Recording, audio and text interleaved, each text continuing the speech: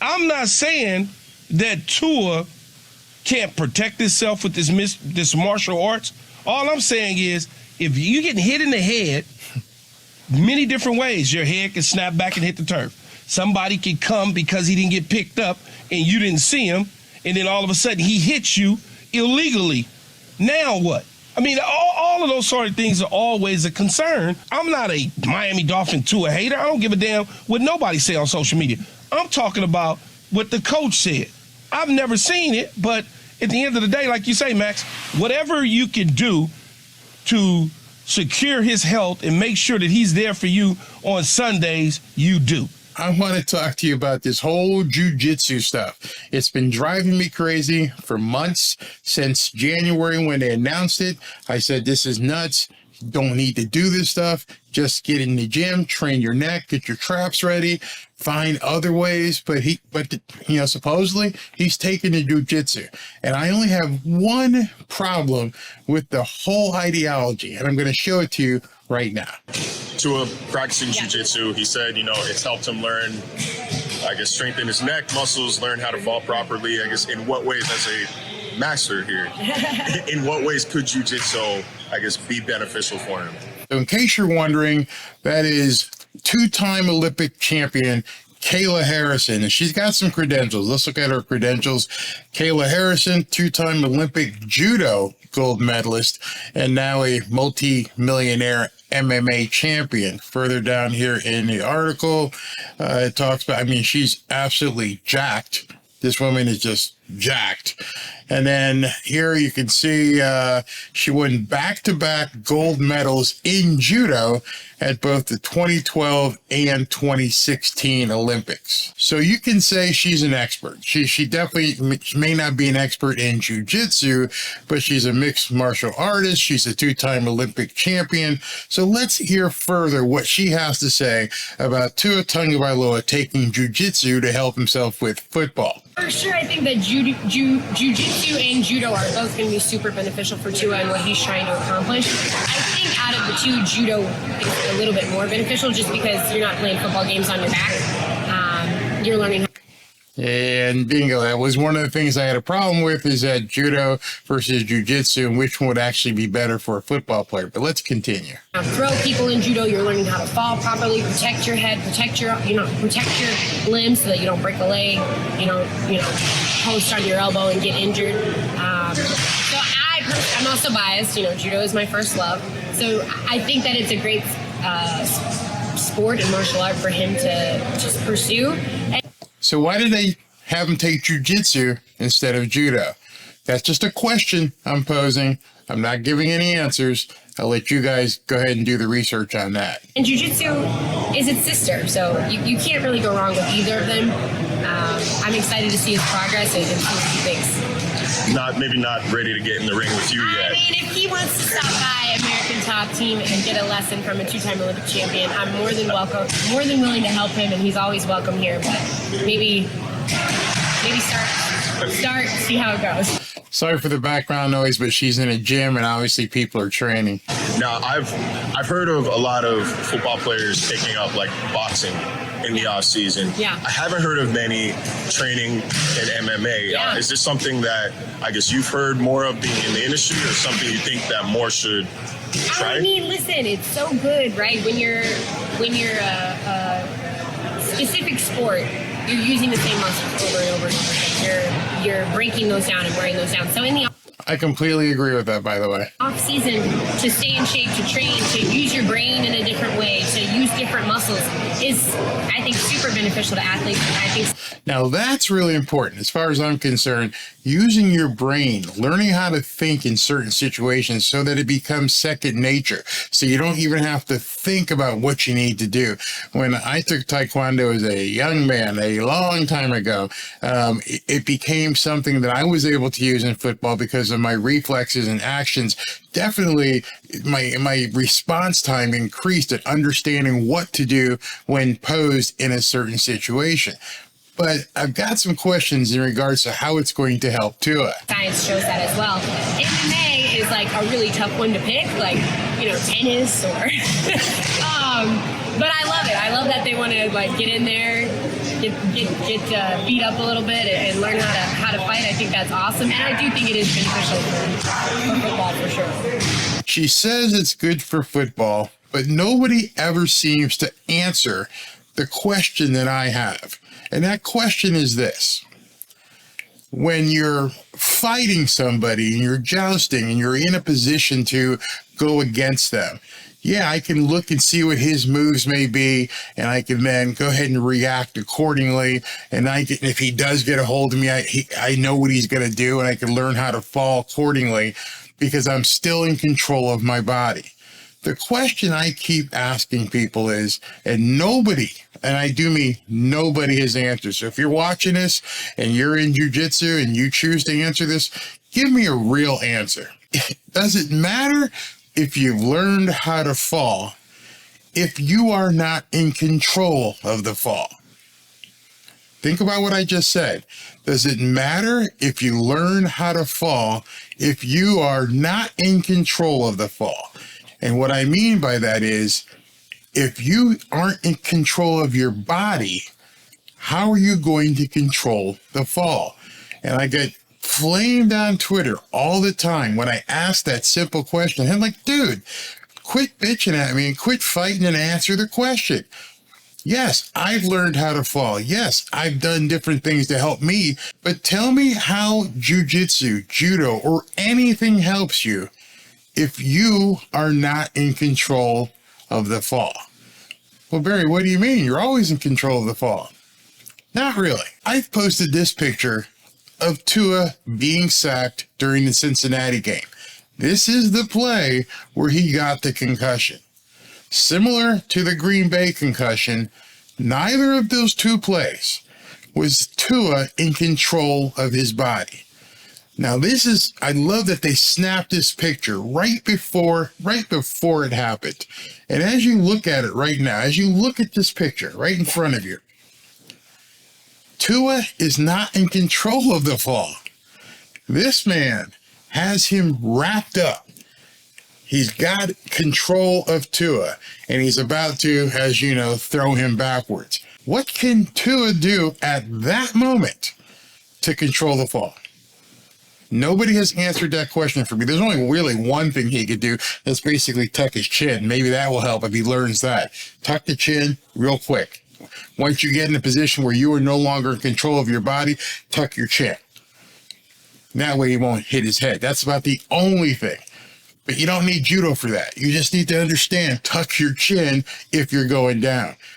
But in jiu-jitsu, please tell me at what point right now there's anything you can do other than tucking your chin to avoid a concussion. I must have asked that question to 20 people. They get pissed at me. They call me all kinds of names. They say some stupid stuff. When I go, dude, just answer my question. You're not in control of your body right there. That's no debate.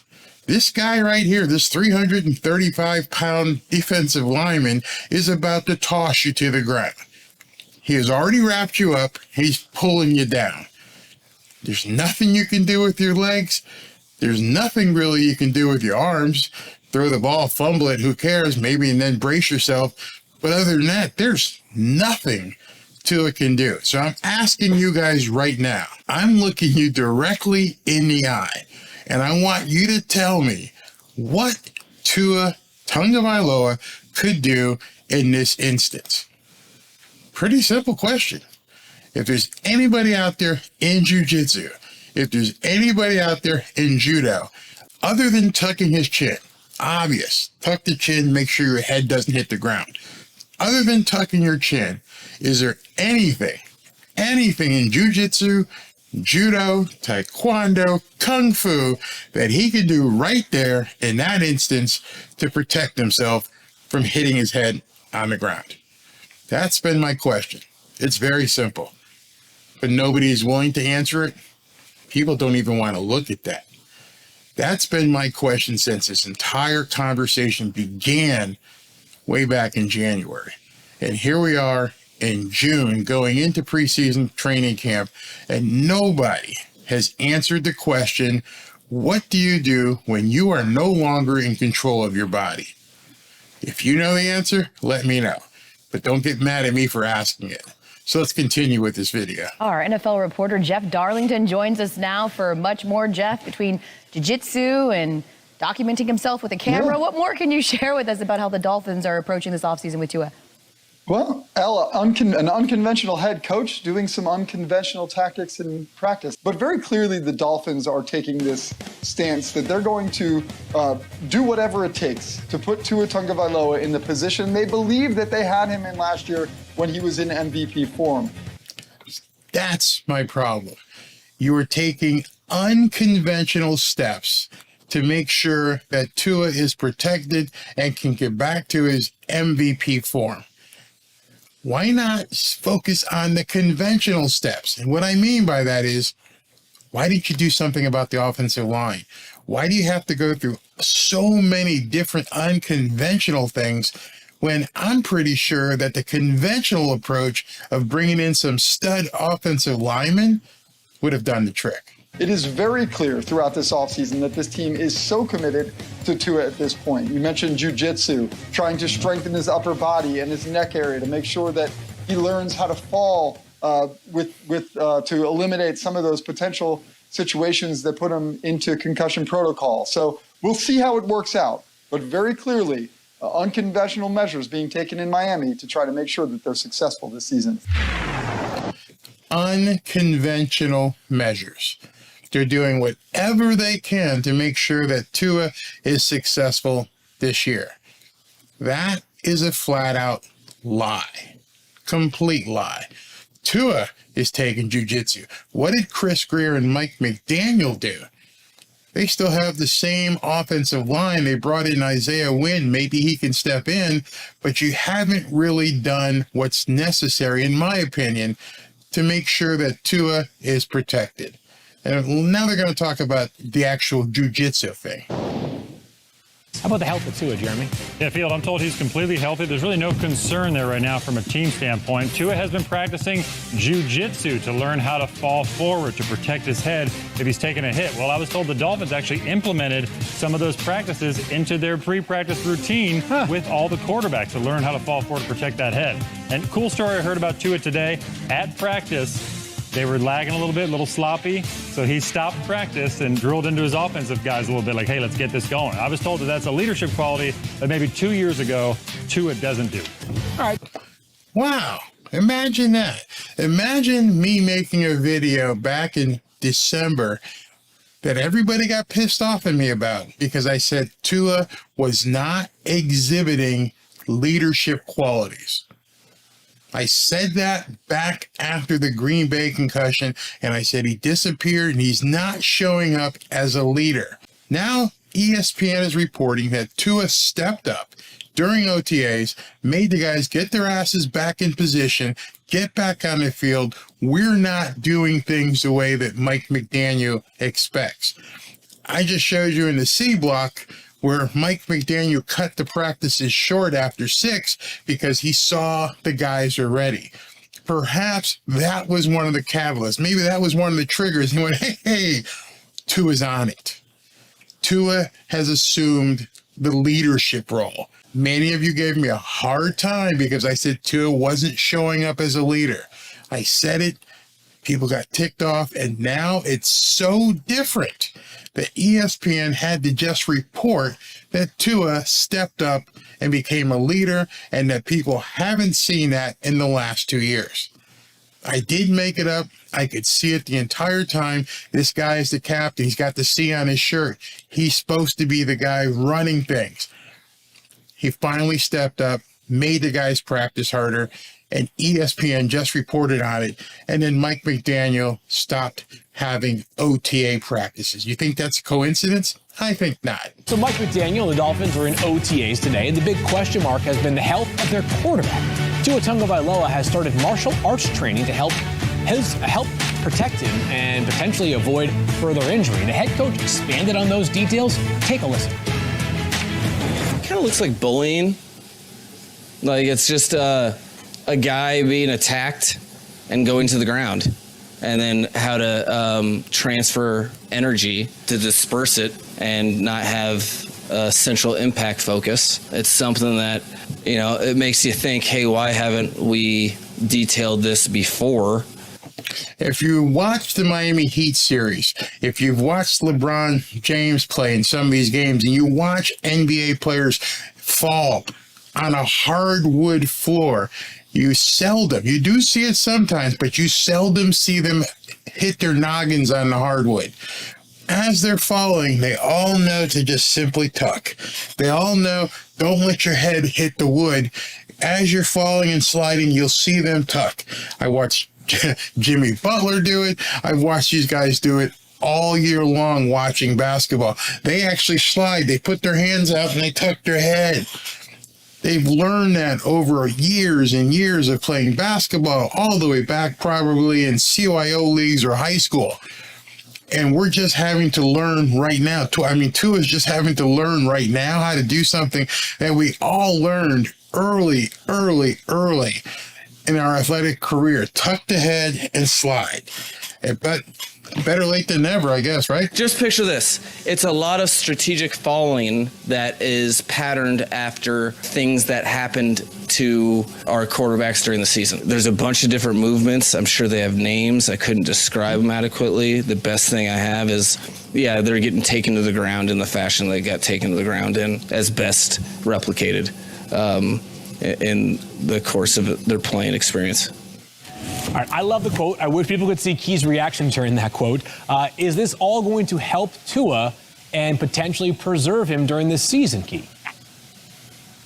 Now, Keyshawn Johnson, a former player, Herm Edwards, a former player and a former coach, are going to give you some inside baseball about learning how to fall and whether jiu-jitsu can help or not. This isn't from a fan perspective. You can see fan perspective all over Twitter. People can talk and say, oh, it's going to work. It's fantastic. These are guys who have played at the professional level, college, high performing. One guy has actually coached the NFL. Any of us who have played football know that this jiu-jitsu thing, as Jeff Darlington said, it's really unconventional. It's actually way out there. I think it could, depending on what we're talking about, right?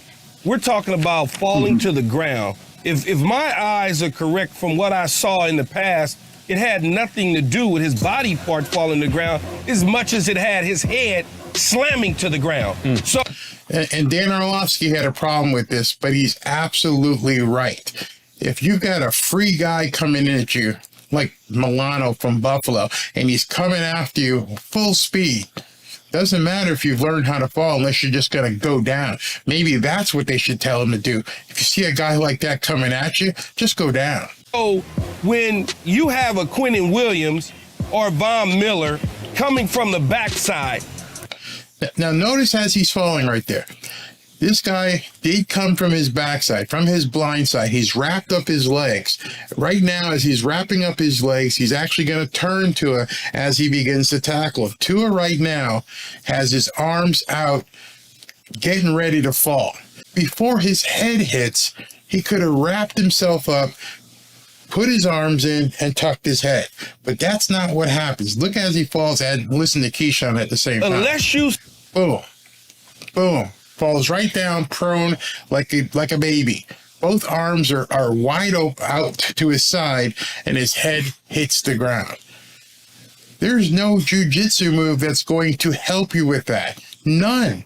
That's what Keyshawn is talking about, and people keep complaining, is that if I got you with your legs, twisting you around, you are not going to have to learn how to fall because I'm making you fall. What move can you do right there? I've got control of you. The only thing you can do is learn to tuck your head before. If you find yourself falling in any position, tuck your head and you're just going to hit your back. That's not jiu-jitsu. That's just normal training. Go to WWE practice or something. I've taken control of your body. You're no longer in control of your body, so anything you've learned is out the window. The only thing you can do and apply that position at that point right there is to tuck your head. and he doesn't do it. Doing some matrix martial arts. Okay, look at it again, right there. He's coming down. The guy's in total control of him. He's not only is he bringing him down, he's twisting his body at the same time. Tua's arms are completely out at his side. They're not helping him brace his fall, and his head right now is on a swivel. And the thing that you have to learn has nothing to do with jiu-jitsu. It's tuck your chin. You're going down. You don't have any choice in the matter right now. You're going down, and you just can't go like that. You just can't do it. Type stuff, and you got eyes in the back of your head, and you can all of a sudden backflip and land on your feet and deliver the football. I don't know how this is going to prevent concussions. I just don't. I played football for a very long time, man. This is different than knowing that Rodney Harrison or Herm Edwards at the safety spot is coming downhill when I run an in route, and all of a sudden I can turn my back to them so I don't get hit in the chin. But I see them. Because you can't see Nick Bosa. You can't see some of these vicious defensive linemen or blitzing corners or things of that nature. So I don't know. I really don't. I completely agree. You got Micah Parsons going full speed at you from somewhere on the field. He may not even be in front of you. You got Nick or Joey Bosa coming after you full speed, and you may not even know where they are. And there's nothing you're going to be able to do. You can't get into any jiu-jitsu move at this point because you don't know where the threat, where the guy is coming from. It's not like he's coming directly at you and you can, do something and say, oh my God, I'm going to fall. So I've learned this already. So this guy, before he gets here, he's going to, no, what happens to this guy you can't see? You didn't turn into Bruce Lee in a couple months. It didn't happen. There's nothing jiu-jitsu can train you for if you can't see what's about to happen to you.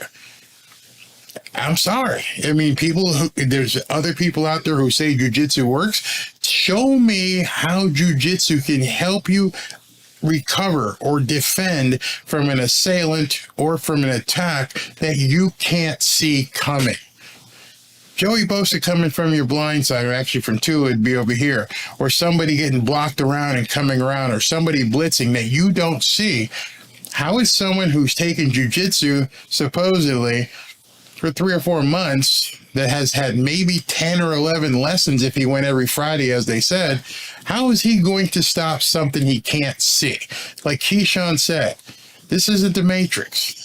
Key makes a great point. Look, the thing you realize in football, for the quarterback especially, you have to protect your head and you protect your throwing arm when you go to the ground. Most quarterbacks naturally do that.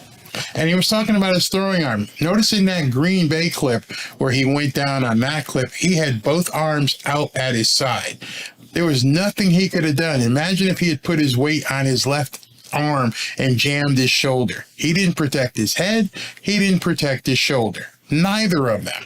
Jiu-jitsu won't help that when you're no longer in control. This is like when you were in elementary school playing tackle football in the park with no helmets on, right? You just played with street clothes. You played tackle football. And you didn't use your head. You made sure you protected your head because that's the most vulnerable part.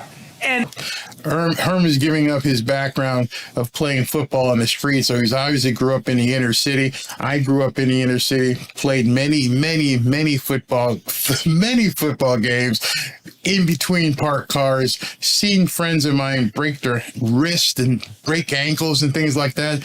But I never saw anybody bang their head against a car or hit their head against the pavement. I get, doing judo, karate, all that stuff. You got to protect your head when you hit the ground. You cannot let your head lead to the ground because bad things happen. I hope this kid can stay healthy, because if he stays healthy and he can play 17 games, he's a 30-plus touchdown guy. This offense will be electric. With the players they have on offense, look out. He's absolutely correct. So somehow, Mike McDaniel, he didn't get any offensive linemen, so he went with the unconventional approach of bringing them out to do jiu-jitsu, when the conventional approach of spending a bunch of millions of dollars and bringing in some stud linemen might have done the trick, because they need Tua on the field the entire season for this season to be a success. But what I will say from talking to people with the Dolphins, it's also about, he hates this, it's also about strengthening his neck. It's also about learning to fall. I'm not saying that this is the answer, that all of a sudden he's just going to be healthy. Can you just fathom for a second that you've made it through high school, college, and now 3 or 4 years in the NFL, and someone has to tell you, bulk up? Someone has to tell you, hey, man, get your neck and your traps up. That's one of the problems I've had. But, it looks in the pictures this year as though he has done some bulking up. But I also don't hate the fact that they're trying to do everything they can throughout the offseason. I'm glad they're doing everything to protect him. But don't sell me on the fact that it's going to stop the concussions. That's what because the only thing that we're dealing with in this situation, no, not you. I'm not saying you selling me. I'm talking about the Dolphins. Don't try to sell me that this is going to prevent the concussion situation, because the only thing that we talk about in terms of his injury history, we talk about the concussions. We don't talk about the injuries at Alabama or the slight injury that he may have had early on in Miami. We talk about head injuries. When somebody is coming scot-free and nobody is blocking him, that's not, I don't give a damn how you fall. It's not going to help you when your head hits the ground. That was one of the things that Dan Orlovsky had a problem with. Dan said, he's not coming scot-free. Yeah, they are. And once somebody sheds the blocker and they're coming at you and you don't see them, this 330-pound man is running 4.9, 5.0, 40, who can, especially if it's Micah Parsons. Oh my God, can you imagine having to face the Dallas Cowboys with Micah Parsons, arguably the best edge rusher in the NFL, coming from any point on the field, moving around and finding the gap in your offensive line and saying, this is where I can attack Tua. And I think Micah Parsons runs like a 4.5. I think he beat Tyreek in a race. Tyreek might have been dogging it, but he's got that kind of speed. Your jiu-jitsu isn't going to help you with Micah Parsons running full bore at you with nobody in front of him. So it is scot-free, Dan. It is scot-free that he's coming at you. He's not got any buffer between him and you. He has shed the blocker, jumped over him, threw him out the way, and he's coming for you, Tua. Tell me how you're going to stop Micah Parsons with jiu-jitsu. We don't want this guy to get hurt. We don't want him to have any more concussions. And whatever it takes to prevent that, I'm all in. And if it's karate, judo, tumbling, I don't more offensive linemen care, but I don't want to see this guy caught off the field anymore due to a concussion. All those things, don't care. But the number one thing that you could have done to prevent all of this, or try to prevent all of this, is to bring in some offensive linemen. You're looking at bringing Dalvin Cook in. Why aren't you bringing in some offensive linemen? When you look at the concussions that he suffered, it was about his neck whipping back. The Dolphins recognizing that. They believe that if they can teach him how to fall better and strengthen his neck and his upper body, that perhaps they can help avoid this. So after this was all over, Keyshawn Johnson felt so passionate about this. He continued the conversation the next morning on his show with Max Kellerman. I'm not saying that Tua can't protect himself with this martial arts. All I'm saying is, if you get hit in the head, many different ways, your head can snap back and hit the turf. Somebody can come because he didn't get picked up and you didn't see him, and then all of a sudden he hits you illegally. Now what? I mean, all of those sort of things are always a concern. Yeah, I don't think many people have thought about that as well. We're not even talking about some of the legal hits. We're talking about what if somebody does a personal foul. I'm not saying intentionally, but personal fouls and roughing the passer happens. Jiu-jitsu isn't going to help you with that. For me, I'm not a Miami Dolphin Tua hater. I don't give a damn what nobody say on social media. I'm talking about what the coach said. I've never seen it, but at the end of the day, like you say, Max, whatever you can do to secure his health and make sure that he's there for you on Sundays, you do. Whatever it is. If he, like I said, if he had to swim 8 hours straight to protect his health so he could be there, I'm all for it. If you like it, I love it. If you like it, I love it. If jiu-jitsu works, Mike McDaniel will be crowned king of the coaches. He'll have come up with a new way to protect his quarterback. Every coach in the league will be doing jiu-jitsu if Mike McDaniel shows that he protected Tua Tagovailoa because of this unconventional means of doing so. If you can save money and not have to bring in a stalwart offensive line, that you can say, listen, we're not going to pay any offensive linemen. We're just going to teach our players jiu-jitsu, and that's going to keep them safe for a whole season. If McDaniel proves that, if that's what you can do without bringing in top-tier offensive linemen, man, we'll all applaud him. If not, if Tua goes down this year and Chris Grier and Mike McDaniel didn't bring in a top-tier offensive line to save Tua, to protect Tua, if they decided this unconventional means was the way to go and he gets hurt, they're both going to be looking for jobs next year. Guarantee you. Let me know what you think. Thanks for watching. Talk to you soon. Fins up. Is anybody catching on to this Barry guy?